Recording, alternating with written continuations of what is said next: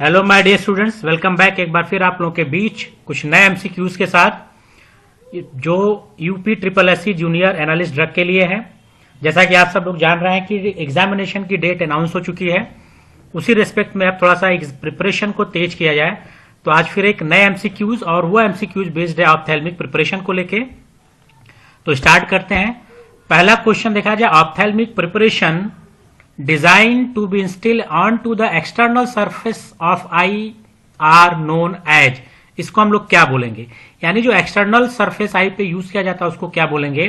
तो यहां पे देखें हमारे पास तीन चीजें हैं, टॉपिकल प्रिपरेशन, इंट्राऑकुलर, पेरीऑकुलर और ऑल ऑफ द अबव। तो यहां पे देखें जो ऑप्थेल्मिक प्रिपरेशंस होते हैं वो ऑप्थेल्मिक प्रिपरेशन टॉपिकल प्रिपरेशन होते हैं क्योंकि एक्सटर्नल पार्ट पे लगाए जाते हैं, तो भी करेक्ट है। आकुलर यानी आंख में यूज किया जाता है, पेरीऑकुलर भी। तो इसलिए ऑप्थेल्मिक प्रिपरेशन का जो करेक्ट आंसर होगा वो डी होगा, that is all of the above. Second question है, which of the ophthalmic is design to provide drug reservoir effect for extended release, यानी लॉन्गर टाइम तक कौन ड्रग को रिलीज करेगा। लॉन्ग टाइम का मतलब हो गया, हम लोग बात करेंगे सस्टेन रिलीज की या कंट्रोल रिलीज की बात की जा रही है। तो सस्टेन एंड कंट्रोल रिलीज का मतलब जो सबसे लंबे समय तक। और आई ड्रॉप अगर हम लोग जब यूज करते हैं तो आई ड्रॉप क्या होता है, जैसे आई में डालते हैं most of the I drop drain हो जाते हैं आई से। तो कॉन्टेक्ट टाइम अगर हमको बढ़ाना है तो जैसे कॉन्टेक्ट लेंस हम लोग यूज करते हैं, कॉन्टेक्ट लेंस हम जब तक चाहे आई में लगा रहते हैं क्योंकि आंखों से क्या होता है, स्टिक हो जाता है। तो इसलिए इसका जो करेक्ट आंसर होगा contact lens based delivery system, यानी अगर हम अपने ड्रग को कॉन्टेक्ट लेंस में लगा दें तो वो लंबे समय तक ड्रग को रिलीज करेगा। तो करेक्ट आंसर हो गया C, that is a contact based delivery system. Third question है, what is the ideal pH range for ophthalmic formulation to minimise the irritation, यानी आइडियल पीएच क्या होगा जिससे इरिटेशन मिनिमाइज करें, क्योंकि अगर पीएच चेंज होगा और आंख में डालेंगे तो इरिटेशन होगा। इरिटेशन होने से जो पेशेंट कंप्लायंस है वो डिक्रीज कर जाता है। तो पेशेंट कंप्लायंस ना डिक्रीज हो, क्योंकि आई इरिटेशन ना हो, इसके लिए पीएच मेंटेन करना जरूरी हो, जिसके लिए हम लोग यूज करते हैं बफर। बफर हम लोग जानते हैं ये माइनर पीएच चेंज को रजिस्ट करता है, तो हम लोग बफर यूज करते हैं। और यहां पे देखें जो पीएच होना चाहिए वो 6 to 8 होना चाहिए। करेक्ट आंसर हो गया 6 to 8, that is a B.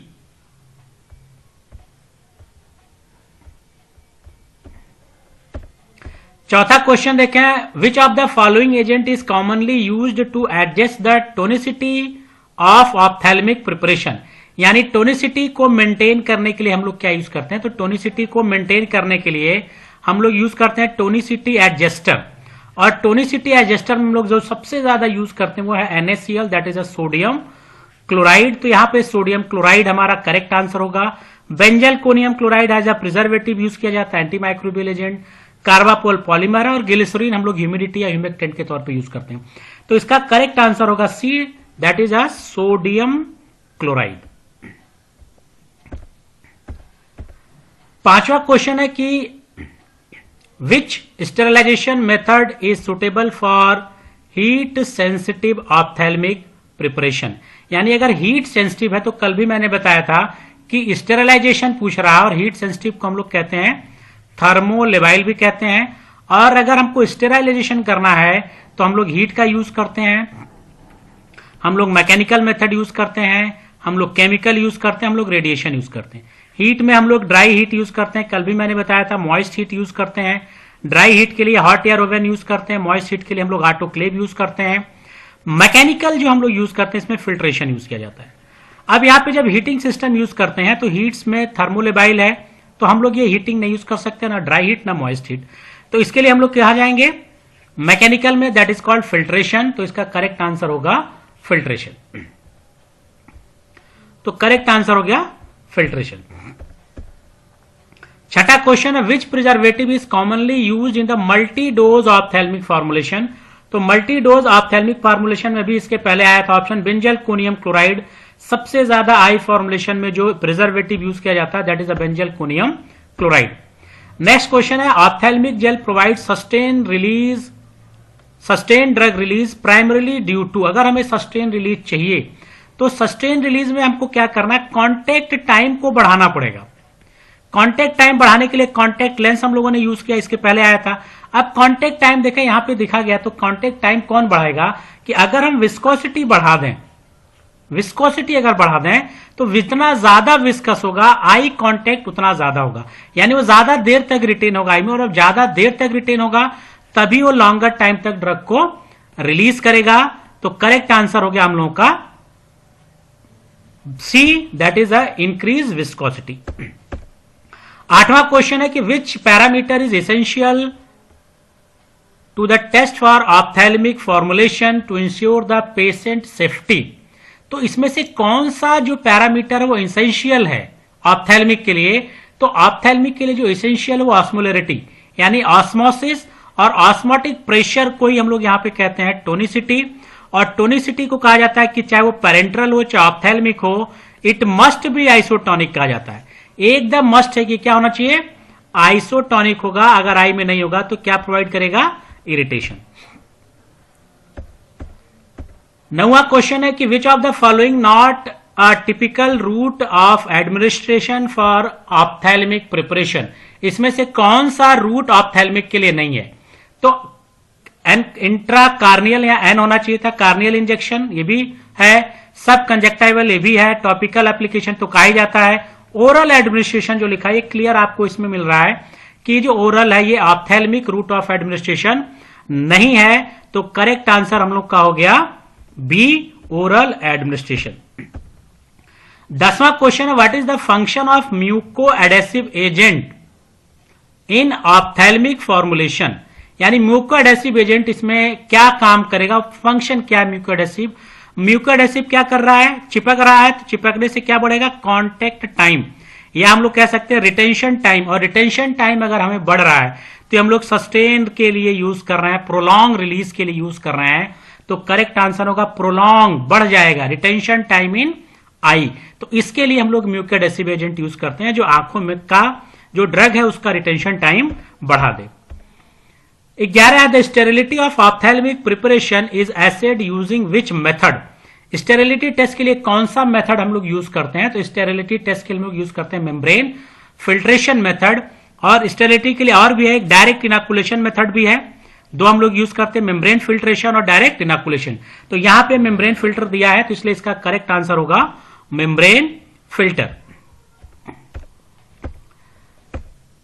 12वां question what is the purpose of Draize test in ophthalmic evaluation. Draize test हम लोग क्या करते हैं, ये आई इन विवो टेस्ट है ये, और इन विवो टेस्ट इसको हम लोग कहते हैं, और इसमें आई में कोई टॉक्सिसिटी हो रही है कि नहीं इसको हम लोग चेक करते हैं कि आई में ड्रग को डालते हैं और डालने के बाद देखते हैं कि रेडनेस या इचिंग तो आई में नहीं हो रही है, तो ऑकुलर सेफ्टी हम लोग इसमें चेक करते हैं। और अगर रेडनेस या इचिंग हो रही है तो ये पता चल जाएगा कि जो ड्रग है वो यूज नहीं कर सकते हैं, इसी को हम लोग कहते हैं ड्रेज टेस्ट। तो हम लोग एक तरह से इरिटेशन जो है वो मिनिमाइज करेंगे, तो बी देखें करेक्ट है, टू इवेल्युएट ऑकुलर इरिटेशन और टॉक्सिसिटी।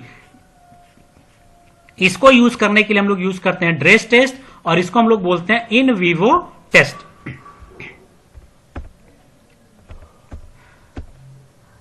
अब नेक्स्ट क्वेश्चन है टीयर हैव पीएच अबाउट। तो टीयर का पीएच क्या होता है, तो आंख के आंसू का पीएच आप सब लोगों को पता होगा 7.4। नेक्स्ट क्वेश्चन है benzyl conium chloride is generally use. अब इसके पहले भी बेंजल कोनियम आया था, फिर अगेन बेंजल कोनियम आ गया, तो प्रिजर्वेटिव अभी दिमाग में बैठ जाना चाहिए कि बेंजल कोनियम हमारा क्या है, प्रिजर्वेटिव है। 15वां है कि ophthalmic preparation must be. Ophthalmic preparation में क्या होना चाहिए, स्टेराइल होना चाहिए, एकदम करेक्ट है। फ्री फ्रॉम पैरोजन होना चाहिए, भी करेक्ट है। आइसोटोनिक होना चाहिए, भी करेक्ट है। तो ऑल ऑफ द अबव। तो ऑप्थेल्मिक और पेरेंट्रल देखें तो पेरेंट्रल में भी यही बातें आ रही थी कि पेरेंट्रल भी स्टेराइल होना चाहिए, पैरोजन से फ्री हो जाना चाहिए, और आइसोटोनिक। तो ऑप्थेल्मिक में भी ये सारी प्रॉपर्टीज होनी चाहिए, तो इसका करेक्ट आंसर हो गया हम लोगों का D, all of the above. 16वां है कि which bacteria is generally found to be present in ophthalmic product. Ophthalmic product में जनरली बी ऑप्शन तो देखें, सीडोमोनास एरियोगिनोसा जो होता है ये सबसे ज्यादा पाया जाता है। 17वां मिड्रियाटिक ड्रग कॉज। मिड्रियाट्रिक और मिड्रियासिस कॉन्ट्रैक्शन और डायलेशन ऑफ पिपल होता है, तो मिड्रियाटिक इफेक्ट अगर देखें तो ये डायलेशन कर रहा है पिपल का, इसको हम लोग बोलेंगे डायलेशन ऑफ प्यूपिल, यानी आंख की पुतली को फैलाया जाता है। और ये ज्यादातर आई टेस्ट में सबसे ज्यादा यूज करते हैं हम लोग। What is the percentage of NaCl is isotonic body fluid, ये कल भी आया था, आइसोटोनिक और NaCl और डेक्सट्रोज। तो NaCl में मैंने बताया था कि 0.9%, तो 0.9%। अब यहां देखिए थोड़ा सा ट्विस्ट किया गया, दो ऑप्शन मिल रहा है 0.9%, एक वेट बाई वॉल्यूम और एक वेट बाई वेट। तो कल भी मैंने कहा था वेट बाई वॉल्यूम होना चाहिए, तो करेक्ट आंसर हमारा बी 0.9 वेट बाई वॉल्यूम। और डेक्सट्रोज का अगर हम करते हैं तो कहते हैं 5%। Which glass is used for light resistance packaging of ophthalmic formulation? अगर ophthalmic formulation हमको लेना और लाइट रेजिस्टेंस देना है तो हम लोग कलर्ड बॉटल यूज करते हैं, और उस कलर्ड में हम लोग यूज करते हैं, मोस्ट प्रिफर्ड करते हैं अंबर कलर, जो ब्राउन कलर के बॉटल्स आते हैं, इन्हीं को हम लोग प्रिफर करते हैं। तो इसका करेक्ट आंसर होगा अंबर कलर बॉटल।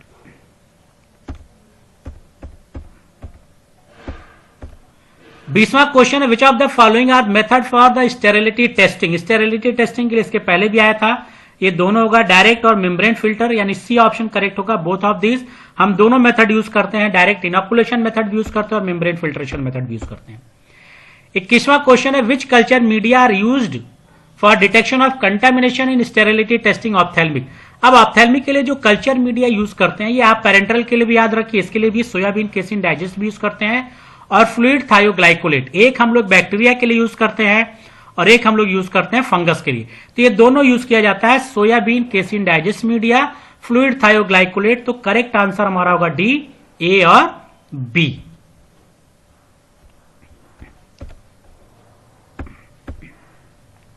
तो ये आपके कुछ जूनियर ड्रग एनालिस्ट की जो एग्जामिनेशन उससे रिलेटेड, ऑप्थेल्मिक से रिलेटेड कुछ आपके ये क्वेश्चन थे।